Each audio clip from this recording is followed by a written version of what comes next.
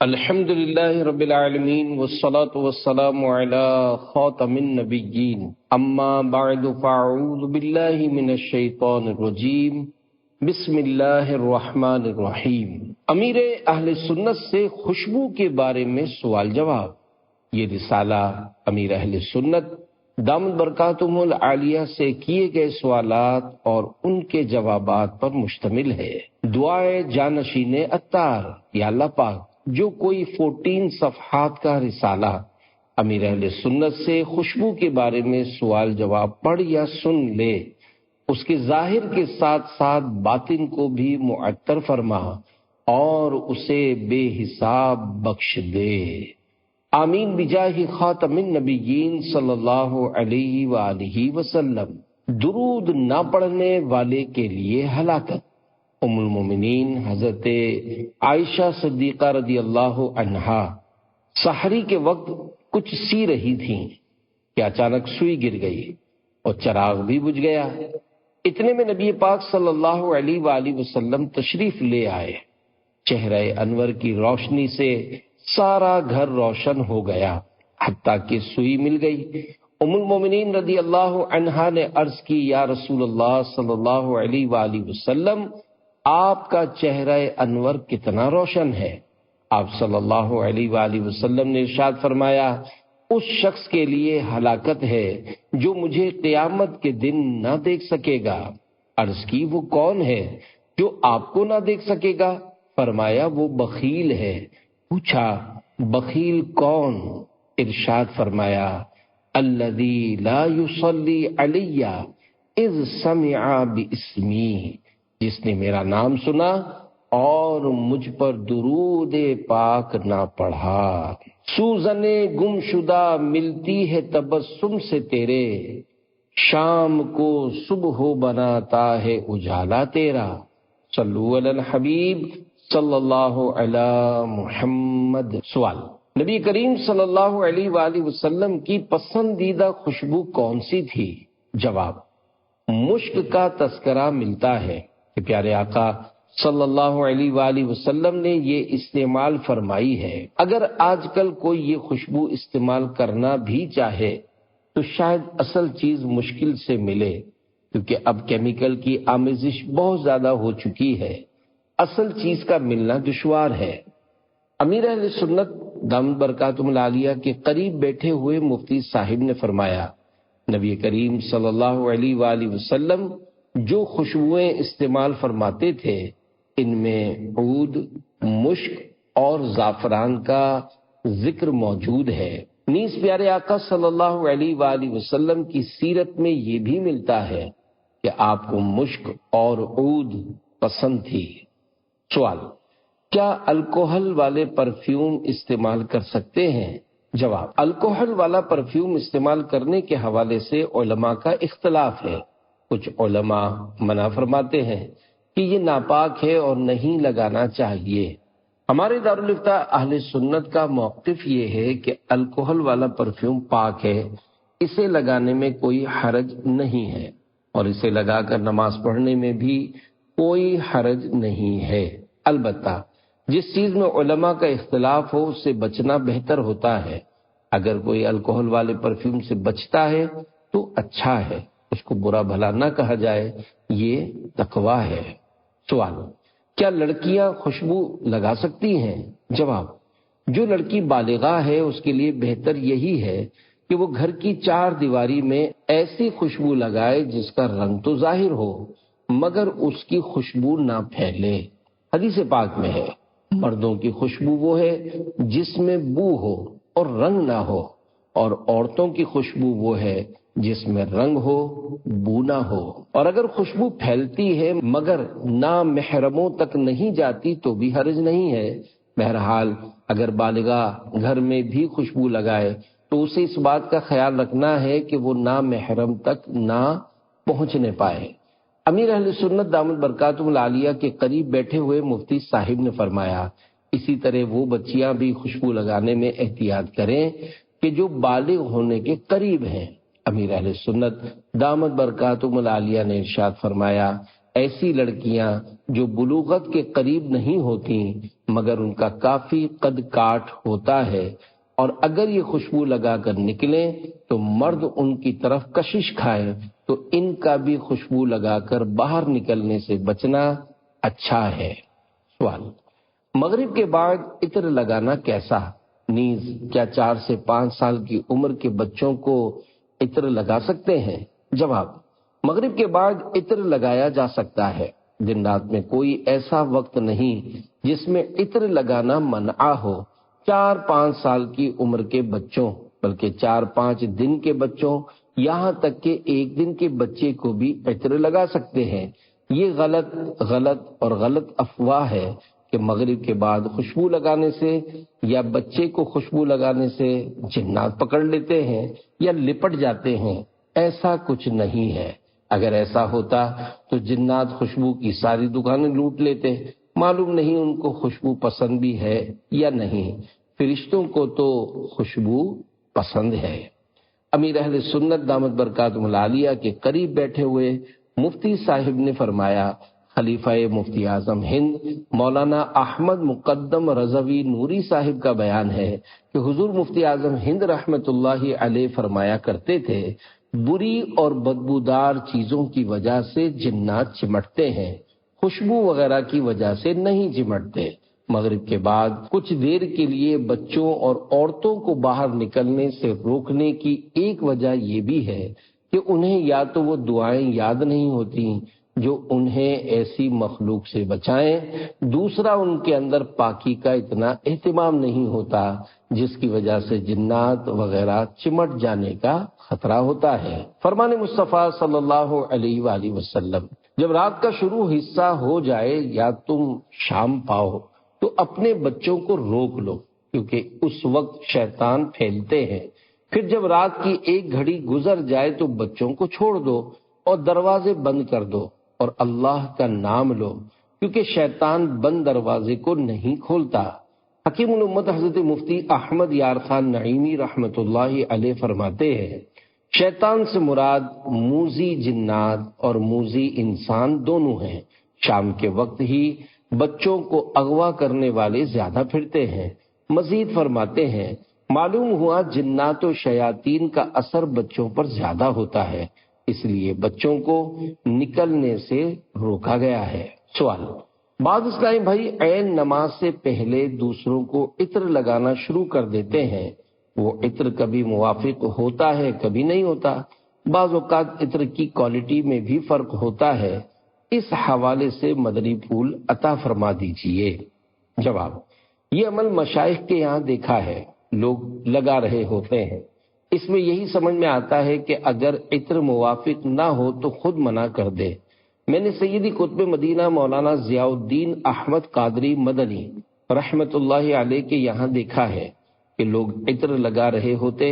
آپ رحمت اللہ علیہ کی وفات کے بعد جانشین قطب مدینہ حضرت مولانا حافظ فضل الرحمن قادری مدنی رحمت اللہ علیہ کے یہاں بھی عطر لگاتے ہوئے دیکھا ہے، جس سے یہی معلوم ہوتا ہے کہ اکثریت عطر لگواتی ہے۔ تو جس کو عطر موافق نہ ہو یا وہ نہ لگوانا چاہے تو اپنا ہاتھ کھینچ لے۔ سوال: کیا اللہ پاک کے کسی ولی کے مزار پر اچھی نیت کے ساتھ خوشبو لگا سکتے ہیں؟ جواب: مزار پر خوشبو لگانے کا حکم تو کہیں پڑھا نہیں اور نہ مجھے اس مسئلے کا علم ہے، البتہ لوگوں میں یہ بات رائج ہے۔ مزارات پر عطر وغیرہ چھڑکنے کے بجائے اس عطر کی رقم مثلا 100 روپے صاحب مزار کے ایصال ثواب کی نیت سے کسی غریب کو دے دیں گے تو زیادہ بہتر ہوگا، اس غریب کی دل جوئی بھی ہوگی اور صاحب مزار کے لیے ایصال ثواب کا سلسلہ بھی ہو جائے گا۔ خود غور کیجئے کہ چادر چڑھانے یا عطر چھڑکنے سے زیادہ فائدہ ہوگا یا اس طرح ایصال ثواب کرنے سے زیادہ فائدہ ہوگا۔ البتہ مزار پر چادر چڑھانا اور پھول رکھنا جائز ہے۔ بہرحال مزار شریف یا اس کی چادروں پر جو عطر چھڑکا جاتا ہے اس سے صرف لمحے بھر کے لیے خوشبو آتی ہے، پھر پتہ بھی نہیں چلتا کہ یہاں عطر چھڑکا گیا تھا، کیونکہ چادر کے اوپر پھولوں کا انبار لگا ہوا ہوتا ہے، اگربتیاں الگ سلگ رہی ہوتی ہیں جس سے عطر کی خوشبو معلوم نہیں ہو پاتی۔ پھر ہر عطر اتنا پاورفل ہو کہ جس کی خوشبو برقرار رہے ضروری نہیں، بلکہ مزارات پر جو عطر بک رہے ہوتے ہیں ان کی بھی کوئی خاص کوالٹی نہیں ہوتی۔ اگر وہ کوئی خاص عطر ہو بھی تو مزار کی چادر پر چھڑکنے کا مسئلہ مجھے معلوم نہیں ہے کہ آیا اس سے تعظیم مقصود ہوتی ہے یا کیا معاملہ ہوتا ہے، اور اس طرح عطر چھڑکنے سے تعظیم ہو سکتی ہے یا نہیں۔ عطر چھڑکنے میں احتیاط کیجیے۔ ایک مرتبہ جلوس میلاد کے موقع پر کسی نے مجھ پر عطر چھڑکا جو اڑ کر میری آنکھ میں آ گیا۔ اس کے بعد بقیہ جلوس میں مجھ پر کیا گزری ہوگی یہ ہر سمجھدار شخص سمجھ سکتا ہے۔ خدا جانے اس نے میری تعظیم کے لیے ایسا کیا تھا یا کچھ اور نیت تھی، نہ جانے وہ کیا ثواب لے کر گیا ہوگا۔ ایسے لوگ چھڑکو ہوتے ہیں۔ ان کی پارٹی سرکار صلی اللہ علیہ وآلہ وسلم کے روضہ انور کی جالی مبارک کے پاس موجود زائرین پر بھی اسپرے کر دیتی ہے۔ میں نے خود ان کو ایسا کرتے دیکھا ہے۔ ان کو اس کا بھی خیال نہیں ہوتا کہ کوئی وہاں سر جھکائے آنکھیں بند کیے کھڑا ہے یا تصور میں کہیں پہنچا ہوا ہے، اور اس چھڑکو پارٹی کے لوگ آ کر اس پر اسپرے کر دیتے ہیں، اور وہ زائر کہیں پہنچا بھی ہوگا تو واپس آ جائے گا، اور یہ لوگ سمجھتے ہوں گے کہ شاید ہم نے زائر روضہ انور کو معطر کر کے کوئی بہت بڑا تیر مارا ہے۔ عطر لگانے میں دوسروں کا لحاظ کیجیے۔ میرا تجربہ ہے کہ بعض خوشبوئیں بعض لوگوں کو موافق نہیں آتی۔ ہزار قسم کی خوشبوئیں ہوتی ہیں۔ بعض خوشبوئیں بعض لوگوں کے لیے الرجی کا باعث بھی بن جاتی ہیں کہ وہ خوشبو سونگھتے ہی چھینکیں مارنا شروع کر دیتے ہیں۔ جیسے ہی وہ خوشبو ان کے سر تک پہنچتی ہے ان کا سر بھی درد کرنا شروع ہو جاتا ہے، اور وہ بیچارے اپنا سر پکڑ کر بیٹھے رہتے ہیں۔ خوشبو لگانے والا اپنے زوم میں ان کو معطر کرتا ہے، مگر وہ بیچارے آزمائش میں آ جاتے ہیں۔ اسی وجہ سے ہمارے یہاں عطر لوگوں کے ہاتھ پر لگانے کا رواج ہے، مگر پھر بھی سامنے والے سے پوچھ کر عطر لگایا جائے۔ کیمیکل والی خوشبو بھی ہوتی ہے جو ہاتھ پر لگائی جائے تو کھال پر لگے ہوئے بال اڑا دیتی ہے۔ اس کے علاوہ یہ بھی دیکھا ہے کہ لوگ مسجد کی دری پر عطر کی شیشی چھڑکتے ہیں، جس کی وجہ سے مسجد کی دری پر دھبا آتا اور اس پر میل جم جاتا ہے۔ یوں عارضی خوشبو کی مہک آئے بھی تو نتیجتاً دری خراب ہو جاتی ہے، تو یہ مسجد کو فائدہ ہونے کے بجائے نقصان ہی ہوا۔ سوال: خوشبو کے لیے گلاب کا پانی چھڑکنا کیسا ہے؟ جواب: خوشبو حاصل کرنے کے لیے بعض لوگ گلاب کا پانی چھڑکتے ہیں۔ مجھے اس سے اختلاف ہے، کیونکہ یہ تجربے کی بات ہے کہ محفلوں میں گلاب کا پانی چھڑکنے والے بسا اوقات منہ پر چھڑکتے ہیں، جس سے لوگوں کو راحت نہیں تکلیف ہوتی ہے۔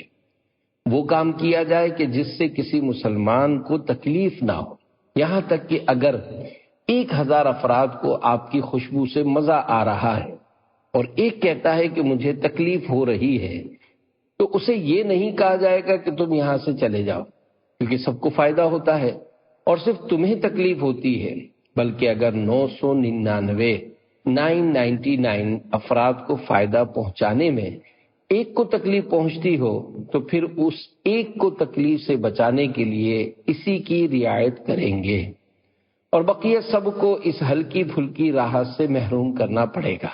دیکھیے، بندہ رات دن تو خوشبوؤں میں ڈبکیاں نہیں لگا رہا ہوتا کہ خوشبو کے بغیر نہ رہ پائے، اور اب اس کو جو مفت کی خوشبو آ رہی ہے اسے آنے دیا جائے، بھلے دوسرے مسلمان کو اس سے تکلیف ہو رہی ہو۔ یاد رکھیے، مسلمان کو تکلیف پہنچانے کے بھی شرعی احکام ہیں، اور اگر کسی کو واقعی اذیت پہنچائی گئی ہو تو اس کا حکم گناہ کبیرہ تک جا پہنچتا ہے۔ عطر لگاتے ہوئے اپنی طرح دوسروں کا بھی خیال کیجیے۔ جب بندہ اپنے آپ کو عطر لگاتا ہے تو ہاتھ پر تھوڑی سی لگاتا ہے، اپنے کپڑوں کا بھی خیال رکھتا ہے، اور اگر سفید کپڑے ہوں تو یہ بھی دیکھتا ہے کہ عطر لگانے سے ان پر دھبا تو نہیں پڑ جائے گا، یہاں تک کہ دھبے سے بچنے کے لیے بے رنگ عطر استعمال کرتا ہے۔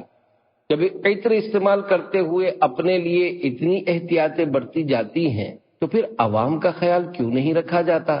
اسی طرح میں نے کسی کو اپنے اوپر عطر کی پوری شیشی چھڑکتے نہیں دیکھا تو پھر دوسروں پر کیوں چھڑکی جاتی ہے؟ سوال: جمعہ اور عیدین کے دن مساجد میں بعض لوگ خوشبو کا چھڑکاؤ کرتے ہیں اور جہاں سے گزرتے ہیں لوگ انہیں رقم دیتے ہیں، کوئی 10 روپے دیتا ہے تو کوئی 20 روپے تو کوئی 50 روپے دیتا ہے۔ اس کا شرعی حکم کیا ہے؟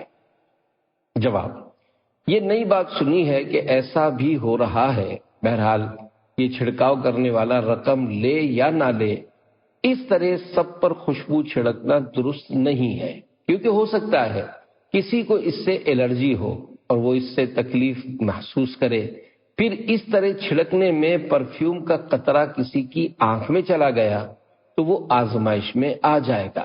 رہی بات رقم دینے کی، تو اگر کوئی اس کے مطالبے کے بغیر اپنی خوشی سے رقم دے دے تو کوئی حرج نہیں، اور اگر یہ طے ہے کہ خوشبو چھڑکنے والے کو رقم دینی ہوگی، نہ دینے پر یہ برا بھلا کہے گا، یہ درست نہیں، اور تان و تشنی سے بچنے کے لیے کچھ رقم دی تو یہ رشوت ہوگی۔ اس میں اگرچہ دینے والا تو گناہگار نہیں ہوگا کہ اس نے شر سے بچنے کے لیے رشوت دی ہے، لیکن لینے والا ضرور گناہگار ہوگا۔ یہ چھڑکاؤ کرنے کا رواج ختم ہونا چاہیے۔ یاد رکھیے، کسی بھی اجتماع ذکر و نعت یا جلسوں میں اس طرح خوشبو کا چھڑکاؤ لوگوں کی تکلیف کا باعث ہوتا ہے۔ ہو سکتا ہے جو ایسا کرتے ہیں وہ اس کو ثواب سمجھتے ہوں، پھر فضا میں چھڑکاؤ کرنا الگ ہے اور کسی بندے پر چھڑک دینا الگ، لیکن جب فضا میں چھڑکاؤ کریں اس وقت بھی یہی خیال رکھیں کہ لوگوں پر آ کر نہ گرے۔ بہرحال بہتر یہی ہے کہ اس کے علاوہ بہت سارے کرنے والے کام ہیں، وہ کیے جائیں، اس میں وقت ضائع نہ کیا جائے۔ کرنے والے کام کرو، ورنہ نہ کرنے والے کاموں میں جا پڑو گے۔ سوال: اکثر کسٹمر یعنی گاہک پوچھتے ہیں کہ یہ خوشبو کتنی دیر رہتی ہے؟ تو یہ کہنا کیسا ہے کہ 10 یا 12 گھنٹے رہتی ہے؟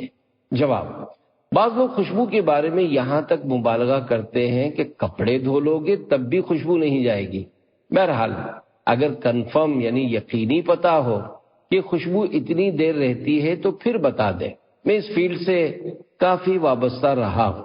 دراصل خوشبو کی فکس ٹائمنگ، مقرر وقت بتانا بہت دشوار ہوتا ہے، کیونکہ گرمی میں دھوپ کی وجہ سے خوشبو جلدی اڑ جاتی ہے، جبکہ سردی میں چونکہ دھوپ میں تیزی کم ہوتی ہے اس لیے خوشبو کم اڑتی ہے۔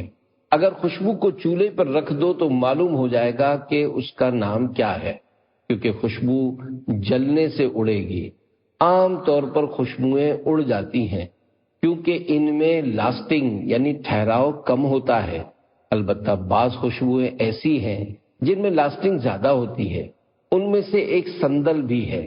بعض خوشبوؤں میں سندل ملائی جاتی ہے تاکہ ان کی لاسٹنگ بڑھے، جیسے گلاب میں لاسٹنگ بہت کم ہوتی ہے، بہت جلدی اڑ جاتا ہے، اس لیے اس میں سندل ملا کر کچھ دیر رکھا جاتا ہے تاکہ دونوں ایک دوسرے کو جذب کر لیں، پھر اس کی لاسٹنگ بڑھ جاتی ہے۔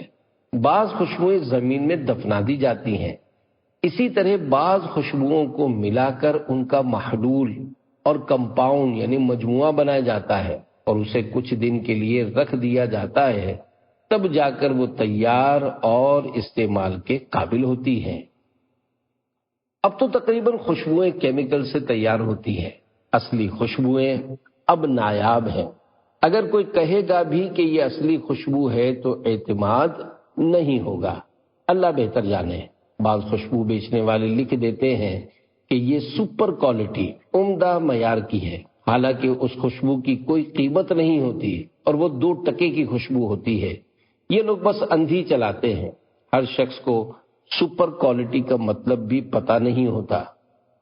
نہ جانے یہ لوگ ایسا کیوں لکھتے ہیں۔ اس طرح یہ اپنی آخرت داؤ پر لگا رہے ہوتے ہیں اور اس لکھے ہوئے کو قیامت کے لیے اپنے خلاف گواہ بنا رہے ہوتے ہیں۔ جو سپر کوالٹی لکھتے ہیں وہ اپنی سپر میں غور کر لیں کہ اگر وہ گھٹیا ہے تو پھر سپر لکھنا جھوٹ ہوگا، کیونکہ آپ نے دھوکہ دینے کے لیے سپر لکھا ہے۔ پھر بعض لوگ اپنی خوشبوؤں کے طرح طرح کے نام بھی رکھ دیتے ہیں۔ ایسا نہیں کرنا چاہیے۔ جیسی بھی چیز ہو، مٹی ہو یا سونا ہو، آپ بتا دیں۔ اگر پوچھے کہ کتنی دیر خوشبو رہے گی، تو اگر آپ کو کنفرم یعنی یقینی پتا ہو یا خود تجربہ کیا ہو تو بتا دیں کہ اندازاً اتنے گھنٹے خوشبو رہے گی۔ بعض اوقات کمپنی بدلنے سے بھی خوشبو کی کوالٹی بدل جاتی ہے۔ ایسا بھی ہوتا ہے کہ آپ نے ایک بار کوئی کمپاؤنڈ مجموعہ بنایا، اسی فارمولے سے جب آپ دوبارہ کمپاؤنڈ بنائیں گے تو کچھ نہ کچھ فرق پڑ جائے گا۔ سوال: اکثر لوگ یہ کہتے ہیں کہ روزے کی حالت میں خوشبو نہیں لگا سکتے، اس بارے میں رہنمائی فرما دیجیے۔ جواب: اکثر لوگ تو یہ بات نہیں کہتے، کوئی کہتا ہے۔ بہرحال روزے میں خوشبو لگانے میں کوئی حرج نہیں ہے۔ سوال: عطر بیچنے والے عطر چیک کروانے کے لیے عطر کی شیشی سے کئی لوگوں کے ہاتھوں پر عطر لگاتے ہیں، تو اس طرح اس میں سے کچھ عطر کم بھی ہو جاتا ہے، تو کیا اس طرح کچھ کم وزن والی شیشی کو پورا وزن بتا کر بیچنا درست ہے؟ جواب: اس طرح کا عرف تو ہے کہ عطر بیچنے والے وزن کا کہہ کر نہیں دیتے، بلکہ اس طرح بیچتے ہیں کہ یہ بوتل اتنے کی ہے، لیکن وزن کا کہہ کر بھی عطر بیچتے ہیں۔ مثلا پہلے تولے کے حساب سے عطر بکتا تھا کہ آدھا تولا ہے، مگر اب گرام کے حساب سے بکتا ہوگا۔ مثلا یہ 5 گرام کی بوتل اتنے کی ہے، حالانکہ اس میں سے 1 گرام نکل چکی ہوتی ہے۔ اسی طرح بوتلوں میں بھی مسائل ہوتے ہیں کہ بعض بوتلوں کے پیندے موٹے ہوتے ہیں، جس کی وجہ سے ان میں عطر کم جاتا ہے۔ اس لیے وزن کے بجائے یہ کہہ کر عطر بیچنے میں عافیت ہے کہ یہ شیشی اتنے کی ہے۔ عطار کیسے بنا؟ سوال: آپ کو عطار کیوں کہا جاتا ہے؟ نیز آپ نے عطر کا کام کیسے شروع کیا؟ اس سوال کا دوسرا حصہ شعبہ ملفوظات امیر اہل سنت کی طرف سے قائم کیا گیا ہے، جبکہ جواب امیر اہل سنت دامت برکاتہم العالیہ کا ہی عطا فرمودہ ہے۔ جواب: اس کی ایک وجہ تو یہ ہے کہ میں پہلے عطر بیچتا تھا اور میں یہ سمجھا کہ شاید عطر بیچنے والے کو عطار کہتے ہیں، اس لیے میں نے اپنا تخلص عطار رکھ لیا۔ یہ اس دور کی بات ہے کہ دعوت اسلامی کا وجود بھی نہیں تھا۔ بعد میں پتہ چلا کہ دیسی دوائیں بیچنے والے پنساری کو عطار کہا جاتا ہے۔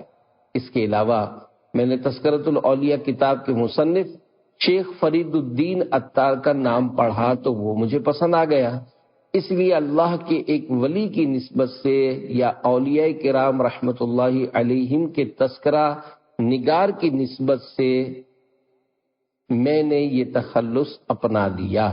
اب مجھے پتا چلا کہ عرب دنیا میں ایک بہت بڑی فیملی ہے جس کا سرنیم عطار ہے۔ عطر کا کاروبار۔ عطر کے کاروبار کی ترکیب یوں بنی کہ جن دنوں میں نور مسجد میں امامت کرتا تھا تو میں نے سرکار غوث اعظم رحمت اللہ علیہ کی بارگاہ میں اس سلام کے 11 اشعار عرض کیے: سلطان اولیاء کو ہمارا سلام ہو، جیلاں کے پیشوا کو ہمارا سلام ہو۔ پھر کسی طرح 30 روپے جمع کر کے فریم میں لگانے والے 1000 خوبصورت پرچے چھپوا کر مفت تقسیم کیے اور اس پر نور مسجد کا ایڈریس بھی لکھ دیا کہ یہاں سے مفت حاصل کریں۔ ایک روز کہیں دور سے کلین شیو نوجوان ایڈریس پڑھ کر میرے پاس آیا اور مجھ سے وہ پرچہ مانگا۔ میں الحمدللہ شروع سے ہی ملنسار ہوں اور میری عادت تھی کہ کوئی بھی آ جاتا تو اس سے محبت، ملنساری اور حسن اخلاق سے پیش آتا تھا، لہذا میں نے اسے اپنے حجرے میں بٹھا لیا۔ میرا حجرہ تقریباً ایک چارپائی جتنا چھوٹا سا کمرہ تھا جو مجھے مسجد کی طرف سے ملا ہوا تھا۔ اس وقت یہی کمرہ میری کل کائنات تھی، اسی میں میری کتابیں رکھی ہوتی تھیں اور وہیں میں اپنے کپڑے دھو کر رسیاں باندھ کر انہیں سکھاتا تھا۔ جب اس نوجوان سے میری بات چیت ہوئی تو اس نے بتایا کہ میری عطر کی ہول سیل کی دکان ہے۔ اس نے عطر کی ایک بڑی شیشی کا تحفہ بھی خوش ہو کر مجھے پیش کیا جو وہ اپنے ساتھ لایا تھا۔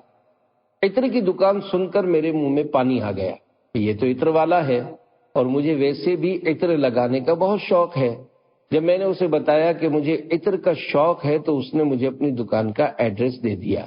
یہ نوجوان میمن تھے اور غوث پاک سے بہت عقیدت رکھتے تھے۔ جب میں نے ان کی دکان پر پہنچ کر ان سے عطر خریدا تو پتہ چلا کہ ہول سیل میں عطر بہت سستا ملتا ہے، کیونکہ میں ₹2 میں چھوٹی سی شیشی لیا کرتا تھا، لیکن اس نے اتنے میں بہت بڑی شیشی دے دی تھی۔ چنانچہ میں نے ان سے ہول سیل میں عطر خریدا اور خالی شیشیوں میں بھر کر بیچا۔ ان دنوں میں مجموعہ بہت شوق سے لگاتا تھا، پھر موتیا، گلاب، چنبیلی اور مختلف ورائٹی کے عطر بھی خریدنے شروع کیے اور ایک بیگ میں ڈال کر پھیری لگا کر بیچنے لگا۔ الحمدللہ مجھے اب بھی عطریات کا کچھ نہ کچھ تجربہ ہے۔ امیر اہل سنت دامت برکاتہم العالیہ سے کیے گئے سوالات اور ان کے جوابات یہاں ختم ہوئے۔ خوشبو کی سنتیں اور آداب۔ پیارے پیارے اسلامی بھائیو، آئیے خوشبو کی سنتیں اور آداب کے بارے میں چند مدنی پھول سننے کی سعادت حاصل کرتے ہیں۔ پہلے ایک فرمان مصطفیٰ صلی اللہ علیہ وآلہ وسلم ملاحظہ کیجئے۔ 4 چیزیں نبیوں کی سنت میں داخل ہیں: نکاح، مسواک، حیا اور خوشبو لگانا۔ آپ صلی اللہ علیہ وآلہ وسلم خوشبو کا تحفہ رد نہیں فرماتے۔ نماز جمعہ کے لیے خوشبو لگانا مستحب ہے۔ نماز میں رب سے مناجات ہے تو اس کے لیے زینت کرنا، عطر لگانا مستحب ہے۔ آپ صلی اللہ علیہ وآلہ وسلم ہمیشہ عمدہ خوشبو استعمال کرتے اور اسی کی دوسروں کو بھی تلقین فرماتے۔ ناخوشگوار بو یعنی بدبو آپ صلی اللہ علیہ وآلہ وسلم ناپسند فرماتے۔ مردوں کو اپنے لباس پر ایسی خوشبو استعمال کرنی چاہیے جس کی خوشبو پھیلے مگر رنگ کے دھبے وغیرہ نظر نہ آئے۔ عورتوں کے لیے مہک کی ممانعت اس صورت میں ہے جبکہ وہ خوشبو اجنبی مردوں تک پہنچے۔ اگر وہ گھر میں عطر لگائیں جس کی خوشبو خاوند یا اولاد ماں باپ تک ہی پہنچے تو حرج نہیں۔ اسلامی بہنوں کو ایسی خوشبو نہیں لگانی چاہیے جس کی خوشبو اڑ کر غیر مردوں تک پہنچ جائے۔ نبی کریم صلی اللہ علیہ وآلہ وسلم نے فرمایا، عورت جب خوشبو لگا کر کسی مجلس کے پاس سے گزرتی ہے تو وہ ایسی اور ایسی ہے یعنی زانیہ ہے۔ سرکار مدینہ صلی اللہ علیہ وآلہ وسلم کی عادت کریمہ تھی کہ آپ صلی اللہ علیہ وآلہ وسلم مشک سر اقدس کے مقدس بالوں اور داڑھی مبارک میں لگاتے ہیں۔ ایئر فریشنر کے استعمال سے اجتناب کرنا چاہیے۔ صلو علی الحبیب صلی اللہ علی محمد۔